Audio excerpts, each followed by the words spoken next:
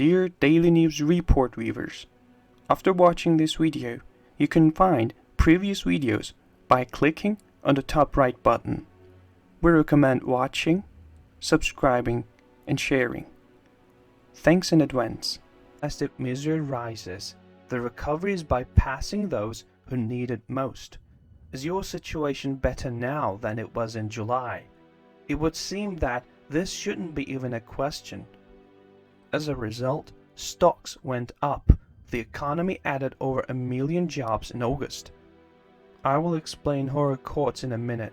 Preliminary estimates, GDP is growing rapidly in the third quarter ending this month. But the stock market is not economics. More than half of all stocks own only 1% of Americans, while the lower half of the population owns only 0.7% of the market. Jobs and GDP, on the contrary, it's a kind of economy.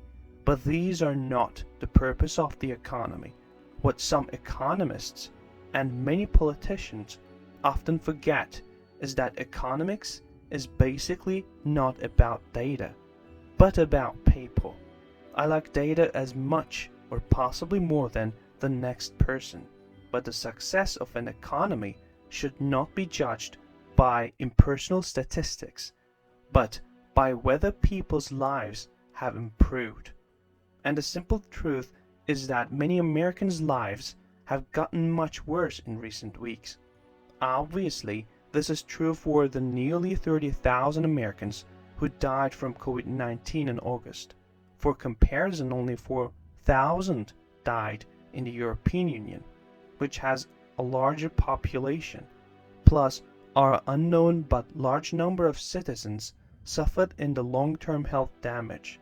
Don't look now, but the declining number of new coronavirus cases seems to have plateaued. Between Labor Day and the reopening of schools, the virus situation is highly likely to get worse.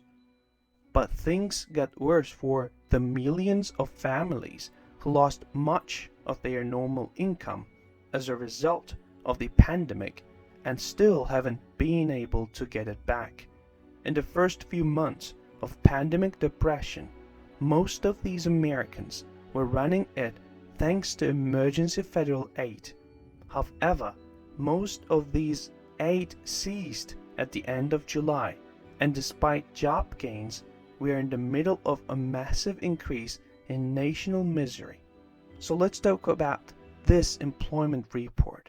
An important point to keep in mind about the official monthly business statistics is that they are based on surveys conducted during the second week of the month.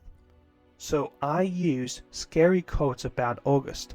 What Friday's reports actually gave us was a snapshot of the labor market situation around August 12th. This can be important. Private data show that employment growth has slowed since the end of July. So the next employment report, which will be based on the data collected this week, and will also be the last report before the election, will likely, certainly not, be weaker than the previous one. In any case, that August report was not very good given the context. In normal times, even if some of these jobs were temporary census-related cut, 1.4 million job gains will be impressive. However, over 11 million jobs are down compared to where we were in February. And the situation continues to be dire for the most affected workers. The epidemic slump hit workers in the leisure and hospitality industry disproportionately.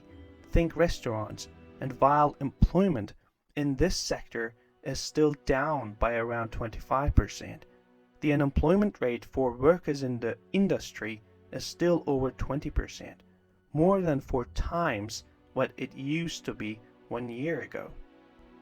Partly because of where the collapse was concentrated, the unemployed tend to be Americans who earned low wages even before the collapse.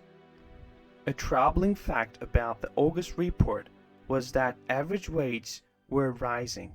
No, this is not a false pressure. If the low-wage workers were affected by the collapse were to be rehired, we would expect average wage to drop, as during the May and June rebound.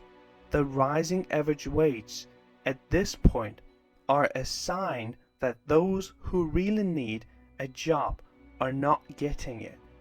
So the economy still skips those who need improvement the most. Yet most of the safety net that temporarily sustained the economic victims of the coronavirus has been destroyed. The CARES Act, which went into effect in March, provided the unemployed with an additional $600 per week.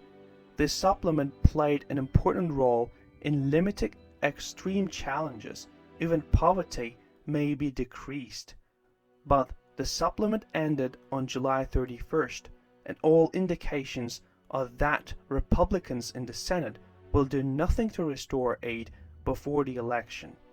President Trump's attempt to implement an additional $300 per week through the executive will not reach many people and will be insufficient even for those who take it.